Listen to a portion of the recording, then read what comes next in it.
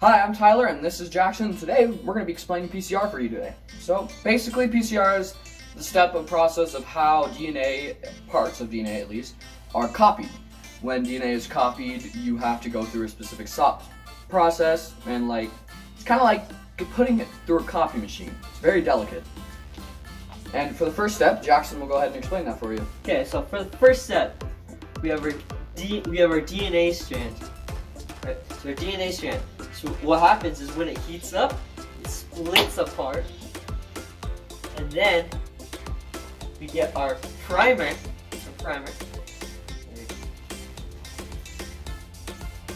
Put our primer on. So then our primer gets attached. And the primer's basic job is to basically get it ready for copying.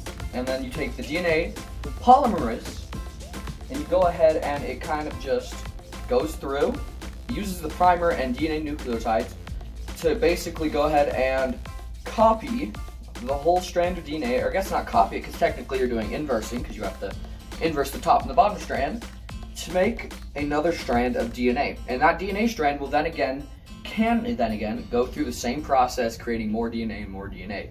So you're just kind of replicating 2 by 2 by 2 by 2, exactly multiplying. Thank you for watching our video. I hope it was informative, and well, I hope to see y'all again. Laters.